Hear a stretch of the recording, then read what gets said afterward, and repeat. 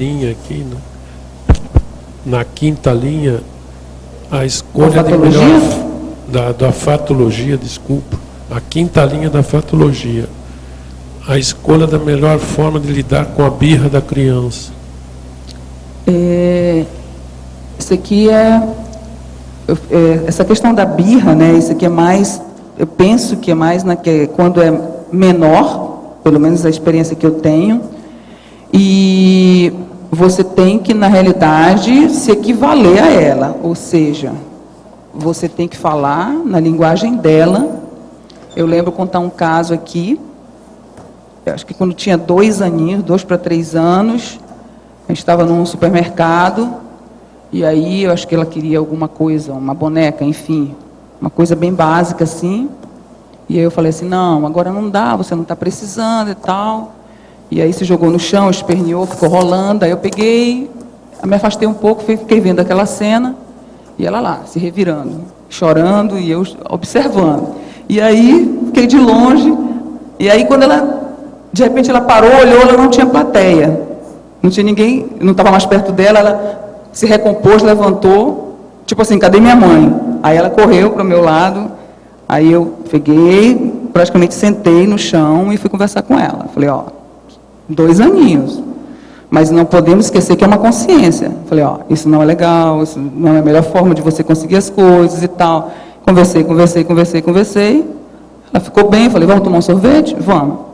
E aí, sempre que ela tinha tendência de fazer isso, eu explicava para ela, você lembra daquele dia? É a melhor forma, não é melhor pedir? Então, vamos conversar? Ela lembrava e pronto. E aí, pronto, a coisa vai passando. Então, assim, na minha opinião, o diálogo sempre é a melhor forma. Não é batendo, não é reprimindo, não é que você vai conseguir. Então, é você escolher uma forma que seu filho funcione para poder você fazer a melhor abordagem para desfazer essa birra. E aí você adapta para as outras coisas da tua convivência com ela. Na própria fatologia, a quarta de baixo para cima, depois continua as redes sociais, MSN, Facebook e Orkut, geradoras de fofocas e conflitos. Bem, eu vejo que essa é uma questão bem complicada de administrar, principalmente porque é a vida deles hoje em dia. Eu fico observando na minha casa e amizades que ela tem.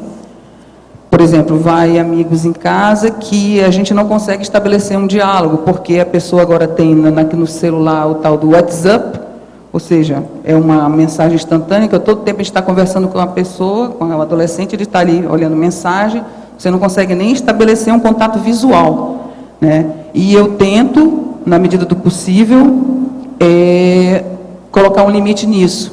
Então, já houve de tudo, até eu trancar o quarto que tem o plug lá da internet, dizer, não, tem hora para estudar, tem hora para estar no computador, eu acho que amanhã tem aula de manhã cedo, eu acho que não é a melhor hora, e isso agora não é adequado. Então, vamos lá. E isso não é fácil, isso dá trabalho. Eu vejo que é geradora de fofoca, porque eu vejo que às vezes está tudo certo em casa, para lá e entra no Face, por exemplo. Aí alguém postou uma coisa sobre algum determinado evento na escola que se refere a ela. Aquilo gera um conflito, que aí, isso já é 9h30, 10 horas da noite, ela vai dormir assediada com aquilo, já gerou um padrão que eu que vou ter que desassediar, então, no outro dia é um problemão para resolver. Então, esse é um problema, isso é uma coisa que, na minha ótica, os pais precisam estar super atentos, e isso é diariamente. Então, não é fácil, não vou dizer que eu tenho um remédio para isso, mas tem que estar atento, tem que estar observando, precisa estar acompanhando. Eu acho que isso é um problemão. Ajuda? Ajuda. A internet é excelente? É, mas tem horas que atrapalha, gera conflito? Gera. Então, precisa estar atento. É para proibir? Não, eu acho que é necessário. Todos nós fazemos uso, ela pode ser usada positivamente, tranquilamente. Só precisa ser observado nesses contextos, eu penso. Obrigado. Letra B. Na 10ª linha, em fatologia, a educação financeira. Você fala em educação financeira. Nós sabemos que é bastante complicado para se ensinar isso em escola, em tudo quanto está lugar. Mas você botou aqui, educação financeira. Dá para você explicar para a gente? Sim. O que eu penso?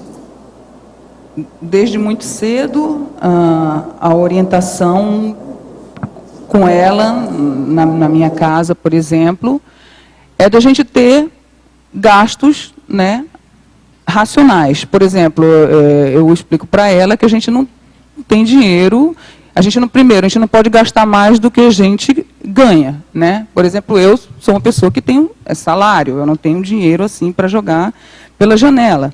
Então, eu falo com ela, ó, a gente não gasta mais do que a gente ganha. Então, por exemplo, ela quer comprar determinada coisa. Eu falo assim, você realmente está precisando disso? Vamos lá, um exemplo básico, assim, preciso comprar, mãe, estou precisando muito comprar um sapato. Tá bom, então, mas vamos olhar aqui, vamos aqui no teu guarda-roupa, por exemplo. A gente abre lá, tem trocentos sapatos. Você realmente está precisando desse sapato? É a outra coisa que eu coloco aqui, a orientação para gastos racionais. Então, duas coisas que eu digo para ela que não tem limite na minha casa. Comprar livro e alimentação. Sempre que se precisar, isso vai existir. Tá? Então, presente, comprar presente desde quando ela era pequena. Quero presente toda hora.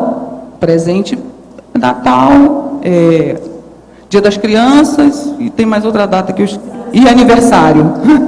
Então, assim, mas livro, quando você quiser, tem. Então, assim, teve uma época, então tá bom. Começou a fazer a biblioteca. Eu lembro que numa viagem, quando eu vim aqui para Foz, conhecer Foz do Iguaçu e saber se realmente a gente ia mudar para cá, então, eu morava em Manaus, para vir para cá é quase 4.000 quilômetros. Então, a gente leva, assim, 10 horas para chegar aqui a Foz com as conexões.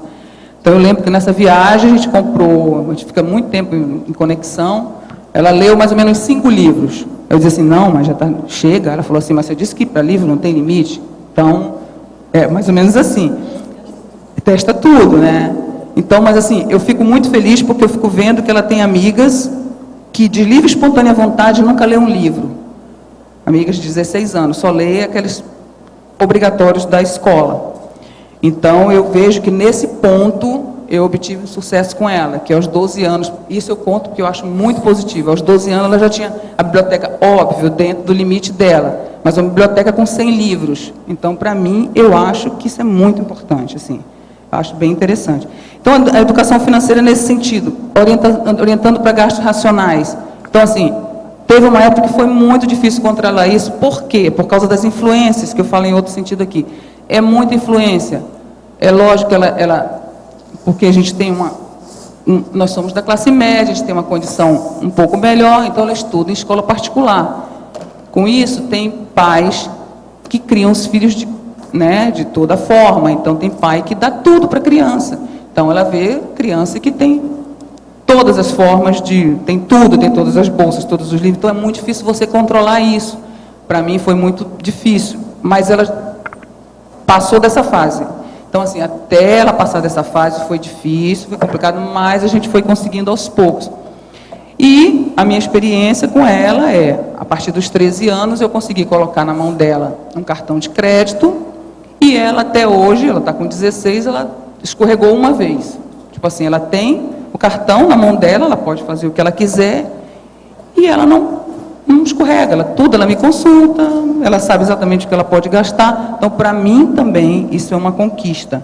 Ela ter essa condição de já saber, de ter discernimento do que fazer com o dinheiro dela. Ela sabe que ela tem um limite, quando ela quer extrapolar esse limite, ela me consulta. Então, para mim, está tudo certo. Eu consegui, inclusive, eu tenho um livro aqui para indicar sobre gasto, sobre orientação, né, financeira. Tem muitos livros a respeito, mas esse livro aqui, Gustavo Cebrasi, Pais Inteligentes Enriquecem Seus Filhos. Não é a intenção enriquecer, lógico, né, não é essa a intenção, mas é legal que ele fala como educar seus filhos para se tornarem independentes e teria uma relação saudável com o dinheiro. Acho legal porque um dos primeiros capítulos dele aqui ele fala: pais e filhos sabem lidar com o dinheiro, porque muitas vezes os pais não sabem lidar com o dinheiro. O problema começa com os pais, entendeu? Então, assim, tem vários capítulos interessantes. Valorizar o dinheiro, como orçar, como ter uma planilha, por exemplo. Ela sabe que eu tenho uma planilha de gastos. Então, ela sabe muito bem que ali só cabe aquilo que dentro do meu salário, dentro do que eu posso gastar. Então, é nesse sentido. Não sei se eu respondi a sua pergunta, se tem alguma outra dúvida. Obrigado. Na Fatologia, página 7, quarta linha, de baixo para cima, os jogos virtuais viciantes, como você lida, né? Está mais ou menos na mesma linha das redes sociais, mas os jogos são, né, bem complicados, né? Eu, assim, no meu caso, eu tive... existiu, mas a minha experiência foi pouca nisso aqui, porque eu consegui administrar cedo essa questão dos jogos, né? Porque, primeiro, ela é menina. Menina, em geral, não fica muito colada, grudada com esse negócio de jogo. E eu fui conseguindo substituir essa questão dos jogos com ela por outras atividades. Então, menina é mais fácil eu conseguir colocar umas atividades que ela gostasse, atividades físicas, sei lá, balé ou natação, outras atividades, inclusive, melhores para o corpo, a questão de livro mesmo, outras atividades recreativas que eu pude tirá-la dessa questão dos jogos. Mas eu penso que é complicado, eu penso que você tem que arranjar atividades que instiguem a curiosidade da criança para fazer com que ela desvie da questão desses jogos, principalmente os violentos. Estava comentando com uma amiga recentemente sobre isso, porque a única forma de você desviar a atenção de uma criança para esse tipo de jogo é você achando outro tipo de atividade que instigue a curiosidade dela, porque senão vai ficar difícil de tirá-la desse foco, né, que não é nada interessante. O esporte é uma coisa muito interessante, mas chega uma hora, na adolescência, ou eles amam o esporte, ou eles odeiam o esporte. Então, às vezes eles ficam muito sedentários. Então, a dica que eu dou é isso. Vamos parar e pensar algo interessante, instigante, que façam que eles tirem o foco dessas coisas mais paradas, né, que instigam a violência, para uma coisa mais interessante, mais lúdica, que façam com que eles saiam desse foco. É a dica que eu tenho. Entendi. Foz do Iguaçu tem energia. A energia das nossas águas, dos nossos ventos, das nossas matas e animais. A energia de nossa gente, de nossa história, de nossa diversidade. Dia e noite, Foz é energia. A escolha ideal para materializar uma iniciativa pioneira no planeta. Uma comunidade voltada à pesquisa da consciência de modo integral, considerando as bioenergias, as vidas anteriores, as múltiplas dimensões e seus diversos veículos de manifestações, além do corpo físico. Estamos falando da conscienciologia, ciência proposta pelo pesquisador independente, autor e professor Valdo Vieira. Uma abordagem que conquistou reconhecimento internacional, trazendo a consciência ao universo científico na condição desafiadora de observador e, ao mesmo tempo, objeto das experiências. Assim surgiu o embrião da futura Comunidade Permanente de Pesquisadores da Consciência, o CAEC, Centro de Altos Estudos da Conscienciologia, fundado em 1995 na região do Tamanduazinho. Hoje, aquela área recebe oficialmente em Foz o nome de Cognópolis, o bairro do conhecimento, e recebe conscienciólogos de várias partes do mundo. Um grande polo atrator de intermissivistas, aqueles que estudaram em cursos especializados para cumprir as programações de vida com que se comprometeram antes de seu nascimento nesta dimensão física. O CAEC foi o primeiro e continua sendo o mais importante complexo de pesquisa na Cognópolis de Foz do Iguaçu. Ele abriga a Holoteca, com centenas de milhares de livros e artefatos do saber. O patrimônio científico da Holoteca é oferecido à comunidade de Foz do Iguaçu de maneira pública e gratuita. Também lá se encontra o Holociclo, que reúne os voluntários que se dedicam à linha de produção da Enciclopédia da Conscienciologia, trabalho coordenado pelo professor Valdo Vieira, que já rendeu a publicação de mais de 8.000 páginas. Em 19 de setembro de 2008, a Holoteca ganhou o projeto de sua nova casa das mãos do renomado arquiteto Oscar Niemeyer. Assim, o Mega Centro Cultural Holoteca será construído na Avenida Maria Bubiac, ao lado do CAEC. Atualmente, o projeto está em levantamento de recursos para a elaboração do memorial descritivo, o que é necessário para sua aprovação pela Lei Rouanet. No Tertuliarium, diariamente, do 12h30 às 2h30, o professor Valdo Vieira aplica seu curso de longo curso, aberto e sem pré-requisitos a todos os interessados, que podem participar presencialmente ou pela internet. O CAEC, porém, não é o único complexo ali presente e a Cognópolis continua a crescer. O plano diretor para o bairro é formado por extensa área de preservação ambiental, condomínios residenciais e um centro empresarial e de convenções, o Discernimentum, que reúne organizações conscienciológicas de voluntariado e empresas de serviços. Muita gente não sabe, mas tudo isso foi e está sendo construído com a força do voluntariado. A Enciclopédia da Conscienciologia e o Mega Centro Cultural Holoteca compõem o eixo central da programação de vida da maioria dos intermissivistas que moram em Foz do Iguaçu.